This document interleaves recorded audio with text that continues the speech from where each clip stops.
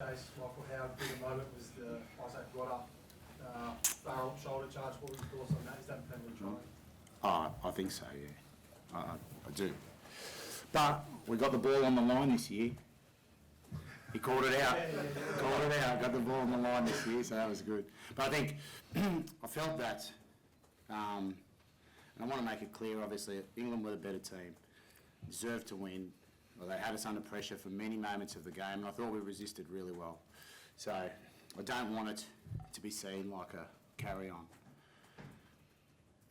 But the justification that Rodder tried to take him on with his shoulder is ludicrous. That's what the referee said.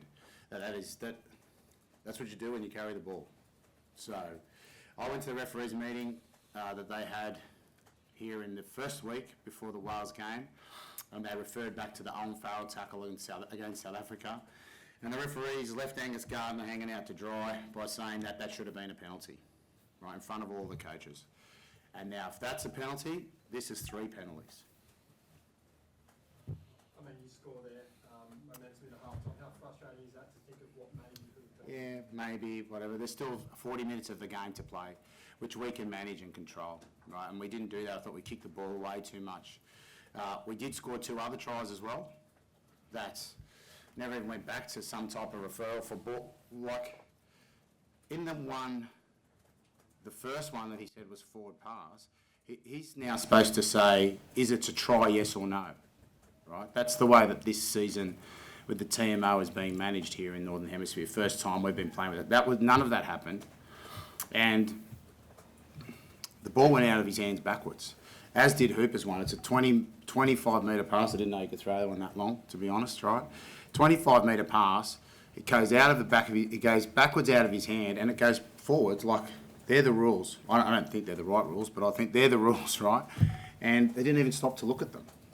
And we played, I thought, with a lot of effort and a lot of desire to be in the contest, but I thought we kicked the ball away too much. And we kept giving the ball back to the opponent, and therefore they're a good opponent and they will score if you just keep giving them the ball back in that territory as well. So it's mixed. There's parts of me that go, yeah, I want to get those calls, and then there's other bits that say, yeah, got to hold the ball more and play more footy. Michael, but you seemed a bit confused about the explanation from the arco about Roddy using his own shoulder. Yeah, I was surprised that it was turned around against us in that instance. You know, as a ball carrier, you carry with your shoulder. Simple as. And, you know, I was surprised that there was no look at it even. I thought that's what, you know, the explanation from the referees with the TMO was going to be. So what we were doing was waiting for to have a look, but there was no look at it, which I thought was quite surprising, being on the field. You know, and they backed their call, which, you know, we did. We took the 3 points, moved into half time. You know, I think with, you know, from not having much ball, not having much sort of momentum to go into the half, you know, effectively 0-0 was a good salvage from us there. Obviously, you know, probably a bit of a repeat on, you know, some performances we've had this year where we, you know, get a few scored against us back into the game. Michael, is that the worst decision you've ever seen in your time? Wow, don't put words in my mouth now, please. Listen, the thing here is about wanting to see regular occurrences. Now, in the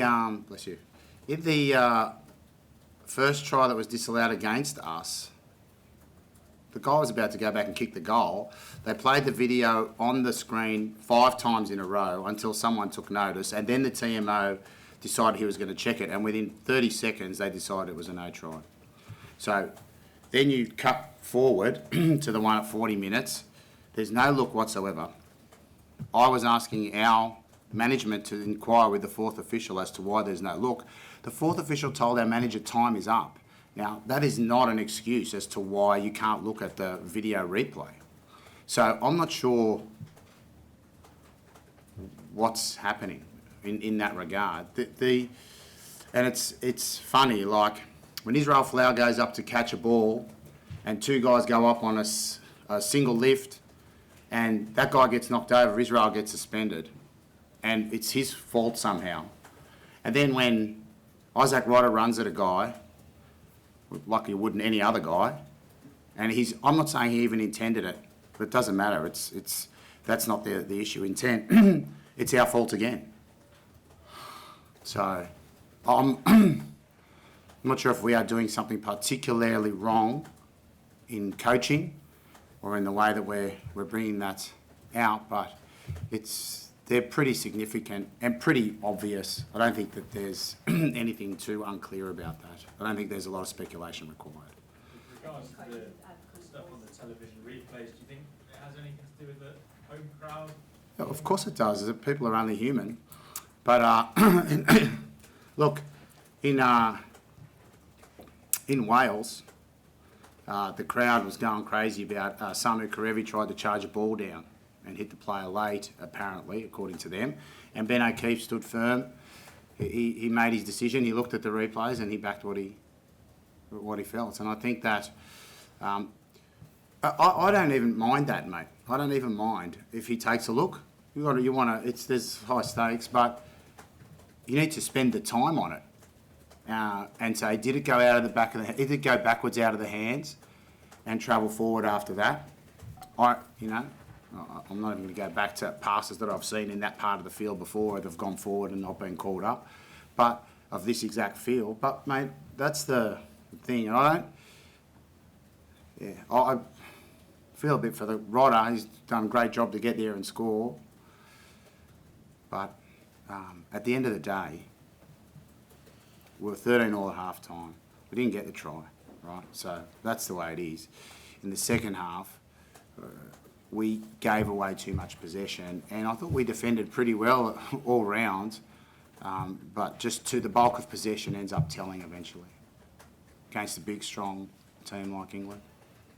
Michael, were the lads distracted at all with the news from yesterday that came out? No, I don't think so. No, obviously we're here to play rugby, and it's something our guys have been doing for a long time now, being in the senior environment. It's definitely going to be a factor early on, but when you get to game day, like I'm speaking from experience, you are zoned in, you are prepped, you are ready to go. Like when there's 81,000 people out there, there's only one thing that you're looking at, and thinking about, not the stuff that's been. It sounded like, listening to the referees, it might have been a bit of sledging, a bit of banter from the English lads about that. Was that the case, and why there was so much niggle out there? No, I didn't hear any of that sort of stuff. There was a bit around the try, or the no try there, right before half time. But I enjoyed that. It was a fun part of the game. And there's obviously it's a fairly strong rivalry. Guys want to be involved in the games where both teams are dying to win. And that was one out there today.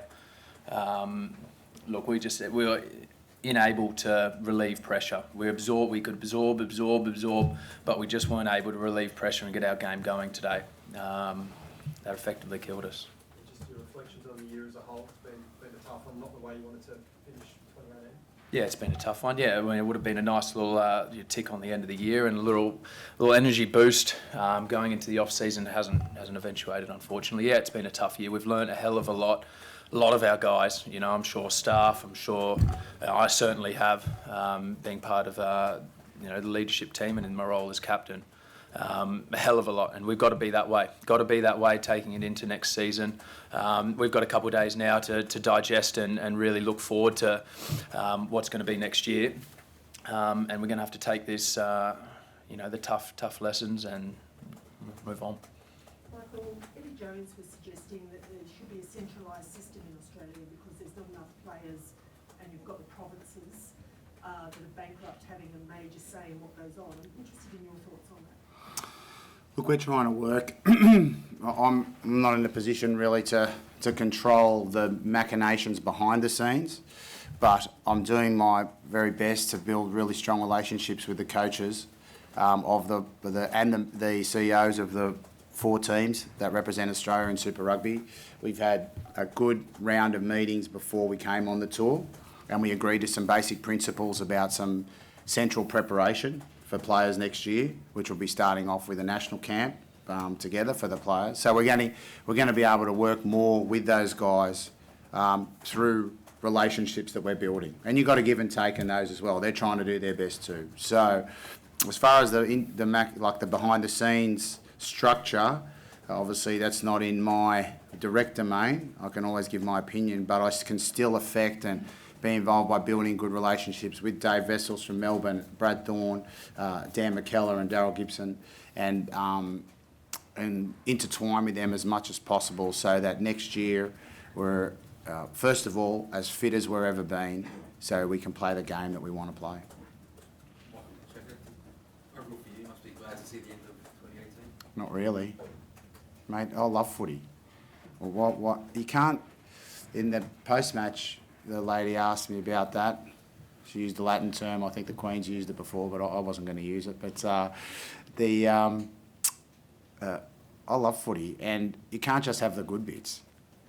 Everyone just wants the good bits nowadays. And my phone's busted, throw it away, I'll get a new one. You know what I mean? Or you've got to have the bad bits as well. And I don't want to have them, but when they occur, you've got to live them, you've got to own them. There's no law that says you can't feel sad or you can't feel pain, you know, because that's what's happened to us this year. We've felt sad often and we felt pain often. And we will use that when we come back. I almost feel like I've got a repeat of this very day in 2014 right here. I think I may have even been asked that question because I was new in there and the year before, which I hadn't really participated in.